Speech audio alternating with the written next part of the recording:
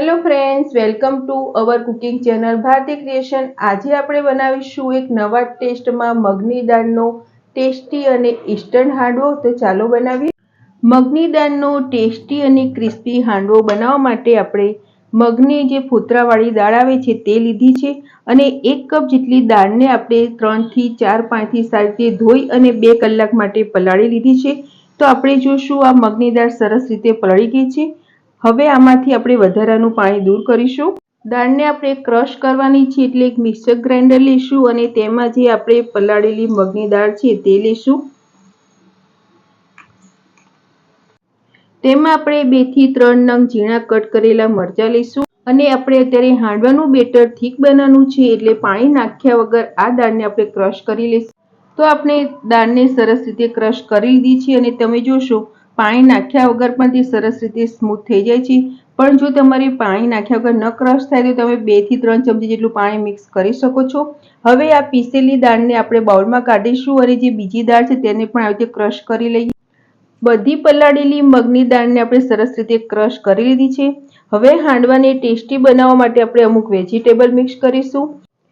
1 cup જેટલું ખમણેલું ગાજર, હાંડવો આપણો સોફ્ટ બને એ માટે અડધો કપ જેટલી છીણેલી દૂધી, થોડું ઝીણું સમારેલું લીલું લસણ, અડધી ચમચી જેટલો ચાટ મસાલો, અડધી ચમચી ગરમ મસાલો, અડધી ચમચી જેટલી હળદર, ટેસ્ટ પ્રમાણે મીઠું, હાંડવામાં બાઇન્ડિંગ સારી રીતે આવે એ માટે 2 ચમચી જેટલો રવો, હાંડવામાં સરસ રીતે બાઇન્ડિંગ આવે એ માટે 2 ચમચી જેટલો સોજી અને 2 ચમચી જેટલો ઝીણો ચણાનો લોટ મિક્સ કરીશું। થોડા ઝીણા સમારેલા લીલા ધાણા, હાંડવામાં આપણે ટેસ્ટ પ્રમાણે 1 ચમચી જેટલી ખાંડ મિક્સ કરીશું। જો તમને ખાંડ ન ભાવે તો તમે તેને સ્કીપ પણ કરી શકો છો। હવે જે આપણે વેજીટેબલ અને મસાલા નાખ્યા છે તે જે ક્રશ કરીને દાળ લીધી છે તેમાં સાથે મિક્સ કરી દઈશું।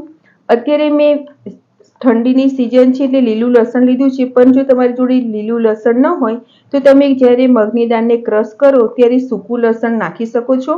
અને જો તમને હાંડવામાં આદુનો ટેસ્ટ ભાવતો હોય તો તે પણ તમે ક્રશ કરીને મિક્સ કરી શકો છો। આપણે બધા જ વેજીટેબલને સાથે મિક્સ કરી દઈશું જેથી મસાલાનો ટેસ્ટ સરસ રીતે આવે। બધા જ વેજીટેબલ અને મસાલાને આપણે સાથે મિક્સ કરી દીધા છે। તેમાં હવે આપણે 1 ચમચી જેટલું તેલ મિક્સ કરીશું જેથી હાંડવો ઠંડો થાય તો પણ એકદમ સોફ્ટ રહે અને આ તેલને બેટરમાં આપણે સાથે મિક્સ કરી દઈશું। તમે જુઓ છો આપણે હાંડવાનું બેટર કેટલું થીક રાખ્યું છે। આપણે આ બેટરને આટલું થીક જ રાખીશું અને હવે આ બેટરને આપણે ઢાંકીને 10 મિનિટ માટે રેસ્ટ આપીશું જેથી જે આપણે લોટ અંદર મિક્સ કર્યો તે સરસ રીતે પલળી જાય। હાંડવાના બેટરને રાખી 10 મિનિટ જેવું થઈ ગયું છે અને આપણે જોશું તો આપણે જે અંદર લોટ મિક્સ કર્યો છે તે સરસ રીતે પલળી ગયા છે અને હાંડવાનું બેટર આપણે જે દૂધી નાખી છે તેનાથી સહેજ ઢીલું પણ થઈ ગયું છે। હવે આપણે હાંડવો બનાવીશું। હાંડવો એકદમ સોફ્ટ બને એ માટે આપણે અડધી ચમચી જેટલો ઈનો મિક્સ કરીશું અને તેની ઉપર 1 ચમચી પાણી નાખીશું જેથી ઈનો સરસ રીતે બેટરમાં મિક્સ થઈ જાય।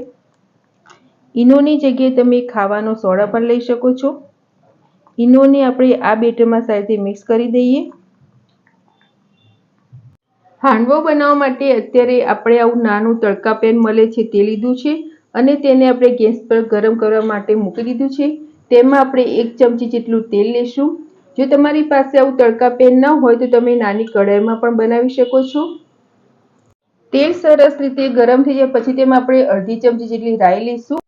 રાઈ બધી સરસ રીતે ફૂટી જાય પછી આપણે પિંચ જેટલી હિંગ નાખીશું, 1 નાનું લાલ મરચું, 6 થી 7 મીઠા લીમડાના પાન, 1 ચમચી જેટલા તલ। તલ બધા સરસ રીતે ફૂટી જાય પછી તેમાં જે આપણે હાંડવાનું બેટર બનાવ્યું છે તે 2 ચમચા જેટલું નાખીશું અને તેને ચમચાની મદદથી આવી રીતે ફેલાવી દઈશું।